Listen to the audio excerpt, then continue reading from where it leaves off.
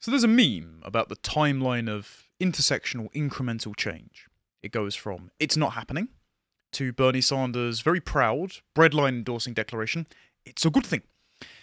And that's what's happened with the term woke now, which is such a popular admonishment, it's so short and sweet, that even the boomers with a burgeoning understanding of tech have plugged into it. This is why you see a lot of mainstream outlets that I've been on, like Talk TV and GB News. Lots of their callers, Baz from up north, will now say, "there's so much bloody wokeness everywhere." It's a shorthand for just saying identity socialism is really, really annoying. So, of course, it's very inconvenient that people have access to this shorthand admonishment, and so the leftists are now in the denial stage of the grief regarding their credibility. The Guardian have given us this wonderful Christmas present today at time of recording. Merry Christmas. It's Christmas Eve when you're watching this, but this is the 21st now. And so I thought we'd go through this placating to their activist reader base and refute their insistence that wokeness is just a made-up menace. I thought I'd pause on the thumbnail, particularly because if you just scroll down slightly, John, what about any of these signs is objectionable? I mean, the "don't say gay" thing isn't real either. Yep, it's a lie. Let's not talk about that. But the idea you're going to sit there and be like, wokeness isn't real, and then for your thumbnail image, you had someone create a load of woke signs and then drew over them. I mean, there's a level of not even trying in your propaganda. Yeah, if there was nothing to satirize, how would we draw upon it to deface it? But there's also, what is anti-woke? Protect my kids. Right, that's anti-woke. Anti-Soviet activity is stupid because the Soviet Union doesn't really exist, says Soviet TV. What? Like, if you had nothing to counter-signal against, how would it exist? Free from indoctrination as well. Wouldn't that be the admission that wokeness, or at least your position, which you're saying is not wokeness, is itself indoctrination? But anyway, I don't know why we're trying to reason with this person, because before we jump into it, I thought we'd look at Michael Harriot, the author's website. Michael Harriot is a YPologist. He studies white people. Wait. YPologist. White people. Yeah, as in like white people. White people. Yeah. As in... Whitey. Yes. He is an expert in white people. Being a white man, oh no, he's a professional who has specialized knowledge in the field of Caucasian culture, including the political, economic, and social habits of white people and their history. So he loves Armenia and Georgia and Azerbaijan and Average Albanian. Yeah, okay. It's just all white people. Again, I hate leftist conceptions of race. It's painful. And I'm not surprised because we're not going to read this, but here's a website there which is archived. It's taken down. But if you look at next to the home tab, I can't read that out on YouTube. It's how do you divide that long word? NEGUS, who read. And on that website... Oh, that's who read? Yes. Oh, I thought it was whore ad. Do you not see? God, I love having dyslexia. 50% off, I guess. On that website is an article which says that... Pimp and a white peopleologist. Hey, he knows the audience he's catering to. Yeah. There's an article which says that Black Panther was a bad film because he must have somehow time-travelled and watched mine and Harry's video on Black Panther. He complains that they drink purple drank, and that Killmonger was depicted as the villain when all he wanted to do was kill all white people. And that's a bad thing. I'll go through that another time. We're not going to go through that here. Instead, we're going to go through another gem that he's written, which is this Guardian piece. So let's read. The opening says, having vanquished the manufactured menaces of vaccine mandates, the gay agenda, and widespread election fraud, Florida Governor Ron DeSantis used his midterms election victory speech to position himself as a wartime leader. Now he is preparing his constituents for the existential battle posed by their newest imaginary adversary, wokeness. Now, of course, being that this is on YouTube, we will not say anything about the fraudulent claims of election interference in 2020. It was the safest and most secure election in history, of course. But there were actually vaccine mandates, so that's not... Also, the gay agenda thing is a quote from a Disney executive. Yes. Her not-so-secret gay agenda. I mean... Direct quote. Well, it's not... She wasn't even hiding it. Like, the video got leaked. Yeah. She said she wasn't even trying to hide it while working at Disney because she just inserted queerness everywhere she could, and nobody stopped me. And again, all direct quotes, but all manufactured. Don't worry. We are dealing with a propagandist who's just trying to say, stop believing your eye. This is rampant disingenuity all throughout. So he says, DeSantis was summoning their resentment that produced the racial terrorism of Reconstruction. He's a Republican. the pro-lynching Red Summer of 1919, and the pro-segregation states' rights movement. This time it was called Anti-Woke, a modern-day mixture of McCarthyism and white grievance. If The hell is he talking about? I have no idea. This So- is the Civil War too. Yeah, Ron DeSantis apparently wants to redo Emmett Till. I have no understanding of what reality this gentleman lives in. Also, if you'd like to understand why McCarthyism is a canard, you can go and watch mine and Bo's video on the UK's left-wing literature curriculum, or the free one on the website.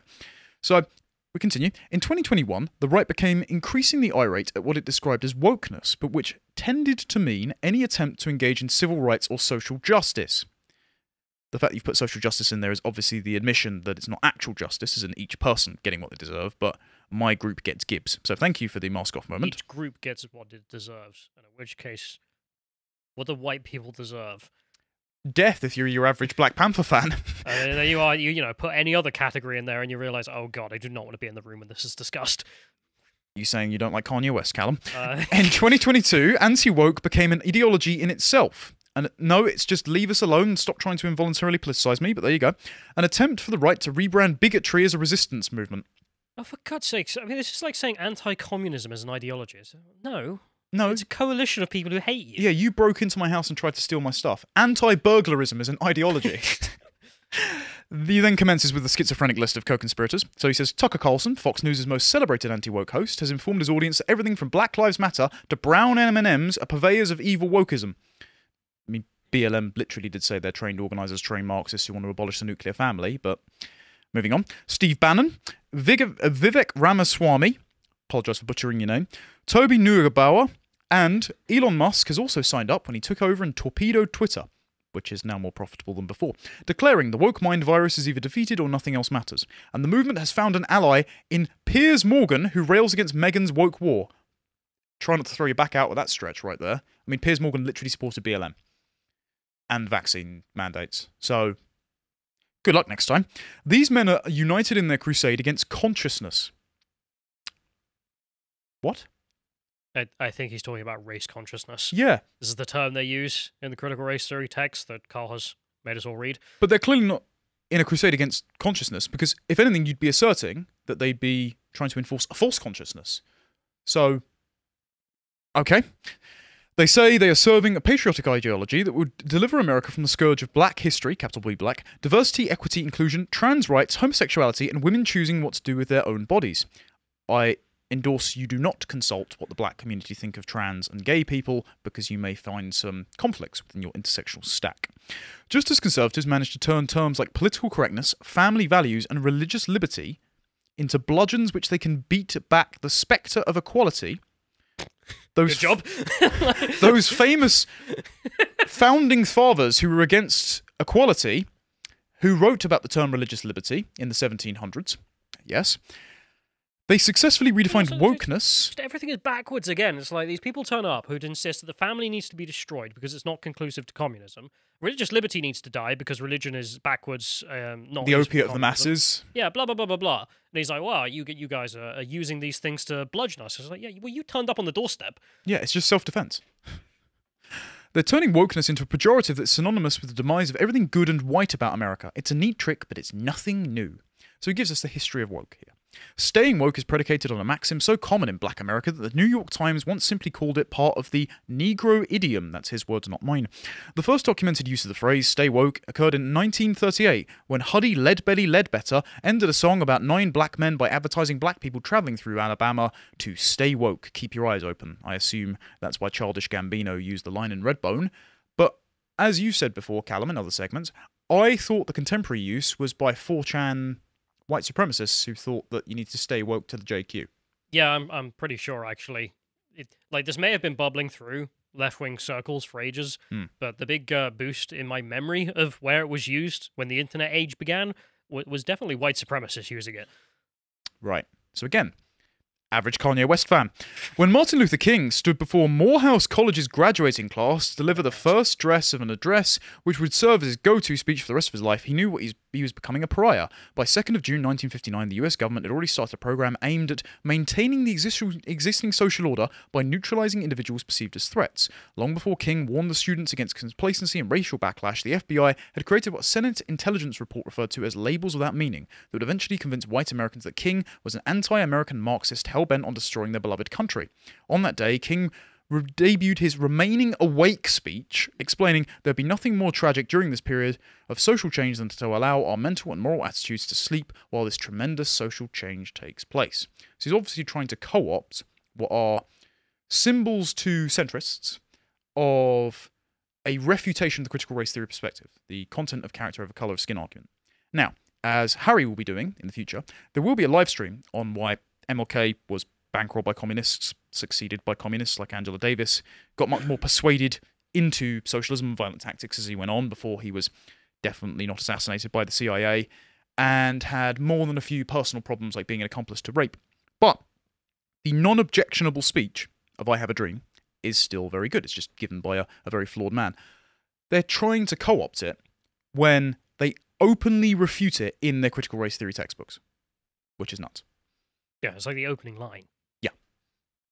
If you want to look at that, you can go onto our website and become a premium subscriber for as little as £5 a month. Merry Christmas. And look at folks like Derek Bell, who wanted to overturn Brown v. Board of Education and reinstitute that's the segregation. First essay. The first essay is, maybe segregation wasn't so bad. Yeah. And the opening salvo of Kimberly Crenshaw is, when we germinated critical race theory, named after critical theory from the Frankfurt School, who wanted to apply Marxism to English literature, criticism, and culture, then we, a bunch of Marxists, met at a summit and decided to apply racism to Marxism. But he denies history in this article. If we go back, please. Less than a decade later, many white Americans were ignoring the central theme of King's most consistent message. By 1964, a majority of white voters felt the civil rights movement had gone too far. In 1965, a Gallup poll found that 85% of Americans believed that communists were involved in the civil rights movement. My, how the times haven't changed. Well, BLM and the critical race theorists literally call themselves Marxists, and there were communists bankrolling MLK whether or not you liked his message. So, you're just a liar. The war against wokeness is an inevitability, one that is either ignored or unknown to those who accept the whitewashed history that the anti-woke warriors seek to preserve. While some see this as part of the backlash to the racial reckoning of 2020, so all the BLM riots were a race war. Unfortunately, clearly weren't successful for the BLM crowd because white Americans are still around, and you managed to kill David Dorn, noted black man.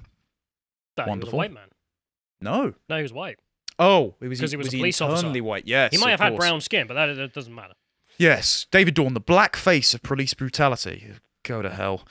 Anyway, so the next paragraph is, when more than 90% of black men in the post-Civil War South registered to vote, the racial resentment resulted in poll disenfranchisement, Jim Crow, and the black codes that fed exploding prison labor industry. After the First World War, more than 380,000 black veterans returned to the South and began asserting their rights, producing a nationwide lynching epidemic. The integration of the US Armed Forces created a Dixiecrat movement. Civil rights legislation created a mass migration of Southern conservatives from the Democratic Party to the GOP.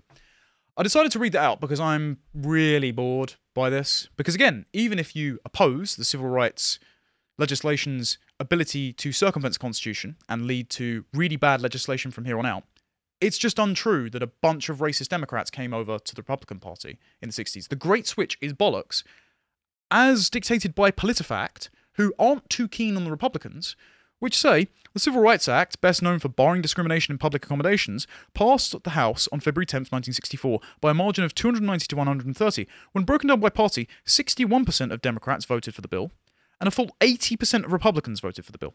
When the Senate passed the measure on the 19th of June 1964, 9 days after supporters mustered enough votes to end the longest filibuster in Senate history, I wonder who did that filibuster, which party, the margin was 73 to 27. So that's two-thirds of Senate Democrats supporting the measure on final passage, but 82% Republicans. So the idea that Republicans oppose this, there's a great history of racism within the Republican Party. Nope, they didn't jump over and oppose civil rights legislation. They are actually founded as an anti-slavery party. So, again, you cannot like the legislation, how it's playing out today, but it's just a lie. So, don't be fooled. Back to the article, then. And this year, the pro-racist movement convinced its followers to publicly come out against anti-racism. You know the pro-racism movement? They've got a membership list and Yeah, everything. we got a meeting at New Year's, haven't we? Yeah. Oh, do you? Yeah. Do you want a card? Again, the anti-racism movement, a term coined by Ibram X. Kendi, who sees we need present discrimination to correct for past discrimination and future discrimination to correct for present discrimination. So you need to be racist. Like the racism movement, frankly, but you know. Segregation now, segregation tomorrow, and segregation forever. Woo! Personally, not for that, but those are the people that call themselves anti-racists. And so to be against anti-racism, which is racism, is racist. Thank you for that 7D chess move. Sorry I can't play underwater, I suppose. Empowering small government conservatives who were previously whining about the whittling away of their freedoms to start demanding the government regulate reproductive rights, sexual identity, and gender expression. Okay, let's retranslate that here. We wanted transparency from teachers, not killing babies, and parental oversight over what their kids are taught because they're paying for the schools. That is actually self-governance. So stop trying to deceptively reframe things. Our nation has also used misinformation for kindling a bonfire that draws patriotic moths to an undemocratic flame. Ultimately, the rise of anti-woke movements are the latest iteration of the effort to maintain the existing social and political order. It's just another label without meaning, a cloak for racism, homophobia, transphobia, and all manner of inequality. At its core is a desire to form a less perfect union, establish injustice, and dismantle domestic tranquility. Domestic tranquility, from the guy who said we had a racial reckoning that caused over $2 billion in damages and claimed a couple dozen lives. I mean, look, to be fair to this guy, his ideal worldview is that all of the white Americans are just gone. Eradicated. Don't know where they go, but they were gone, and then there'll be tranquility. So, you know, it's consistent. It's just the theory of Hitler, but you know, it's because all of that black community crime is committed only by white people against black. Oh, yes. You better not look at that. No. That's a kind of tranquility. They'll have some more big-brained ideas about how to resolve that. Well, speaking of big brain, it is unpatriotic, and to be anti-woke is to be anti-American. Right, okay. He then tries, obviously, appropriating more MLK quotes as critical race theory, but we've gone over that, and then concludes with, maybe the moral arc of the universe is just part of a circle that bends towards whiteness. Perhaps the lesson of 2022... What? Hang on. The moral arc of the universe bends towards whiteness. It's a snake devouring its own tail, but with a little clan hood on, apparently. Okay. Maybe the lesson of 2022 is those who refuse to teach America's true history have doomed us to repeat it. Or maybe it is a lesson in physics. For each positive action, there is an equal and opposite backlash. Emancipation, then mass incarceration, reconstruction, then segregation. The civil rights movement begat the states' rights movement. I think he's got that the other way around, because states' rights was the Civil War, and civil rights was 1960s, not 1860s. But all right. Okay. No, hang on. Every action has a equal and opposite reaction, is the law he's trying to instate here. Yes. And his given example is, if we emancipate black people from slavery, what will then happen is mass incarceration of black people for committing crimes. That's actually what he just wrote. Yes. I still can't believe The Guardian, exists. No. I mean, I would have thought, racial hatred laws would at least apply to some of these. They are in competition with my least favourite outlet, only because Forbes published the Welcome to 2030 article, but they're still in the running. Competition with the Daily Stormer. I mean, again, the indifference here is just that he supports Killmonger, who is literally Black Hitler, so it's just picking and playing favourites with which group you prefer to destroy. LGBTQ plus Pride produced Don't Say Gay, again, doesn't exist. The response to critical race theory was the Great Replacement Theory. Remember when Democrats said, if we import far more Hispanics, we'll get more voters? And it's just a conspiracy theory that they spread? Okay, well done, New York Times. I look forward to you getting banned. The response, Black Lives Matter spawned White Lives Matter. And when the murder of George Floyd opened the eyes of people who say they don't see colour, the racial reckoning resulted in an equal and opposite white backlash that morphed into the anti-woke movement. What are you talking about? Sorry, where were in his eyes, the mass white riots in black neighborhoods, killing people who were trying to stop white people? I don't know, what would white people steal? Mercedeses? Mayonnaise. Mayonnaise, yeah. Okay, there were mass white riots. The Great Mayo Riots of 2021. Stealing mayonnaise, and guys tried to stop them and they got shot down. I mean, again, you must be living in absolute mad life. Amazing fan fiction. Can't wait for the movie. To be honest, that would be a good movie. Yeah. Like, just as a joke. On the 5th of April 1968, the President of the United States joined an estimated 4,000 mourners to remember Dr. King at a church where he delivered his last sermon. As a bell tolled and worshippers had exited, a group of white children standing outside began singing "We Shall Overcome." This, my friend, is the oxymoron of America. And that is the lesson of 2022. The only reliable thing in America is the recurring racial backlash. Everything else is a sermon and a song. Progress is fragile. Momentum is fleeting. This country is not a pendulum, it is a metronome. And King was right. We shall overcome. He was also correct when he told the audience at the National Cathedral that truth is crushed to the ground, will rise again. 2022 was about the crushing. It ends it off with "We will rise again." Yeah, the South will rise again. Well, BLM in this case. So obviously this wasn't written by an honest person. If he is literate in critical race theory, he would know that it was an attempt to recontextualize Marxism with American race politics. So why would he lie about the communist roots of contemporary wokeness? So I thought we'd just turn to a communist to finish off, a literal communist, to give us a definition of wokeness from years ago that is honest. Let's play Ash Sarkar, shall we? What precisely do you mean by woke? What exactly do you mean here? What is woke culture? This is what no one has been able to explain to me. What is woke culture? To answer Ash Sarkar's totally honest question of what is woke culture, we now turn to respected television academic Ash Sarkar from later in that very same podcast. Woke is accepting that LGBT identities are valid and should be protected under the law. That woke culture is an acknowledgement that there are racialized outcomes reproduced through institutions in society, and people of colour measurably are treated differently. What I want at an interpersonal level is understanding, empathy and solidarity. And at a political level, I want the pursuit of redistributive goals, whether that's power, whether that's wealth, whether that's land, in order to pursue aims of social justice along class, gender and race lines. Well, thank you for that admission. It's the idea, woke, is the fact that you have to accept our identities that can change in the moment. You have to accept our bastardization of history. And if we can get you to concede on those grounds, then you are intellectually disarmed when we come for your stuff, because we want it. We want your stuff. Well, redistribution of land, power, and wealth, which means everything. Yeah. On race, sex, and gender lines. We used to just have it on class lines, and it killed, I don't know, 100 million people? I mean, this time around it's going to be good. Yeah. Yeah. Give me your stuff, because I'm brown and I like men. That's going to get clipped, isn't it? So I just thought we'd finally turn to The Guardian, because The Guardian apparently think woke doesn't exist. But if we just go through some of their old examples, old articles, 4 in 5 people in the UK believe in being woke to race and social justice. Yeah, right? Well, what is that? Who knows? So it's a good thing, apparently. We don't know what it is. We can't define it, because it's a manufactured menace. But you should be it, because it's a good thing. All right. Next. Scared to be woke. It's time for progressives to take a stand in the culture wars. Right? We don't know what it is, but we should still be it. And we're fighting it. But the culture war is only being waged by the right, and it doesn't exist, but we should fight it, and we should be woke, which we don't know what it is, but it's a good thing. And then finally, how woke became the word of our era. It defines an entire epoch, but it also doesn't exist. But it's a good thing. But our era is one of racial patriarchy and homophobia and transphobia, but the era must be good, because woke is good, but we don't know what woke is. So it's not happening, but it's a good thing. Merry Christmas, don't be gaslit.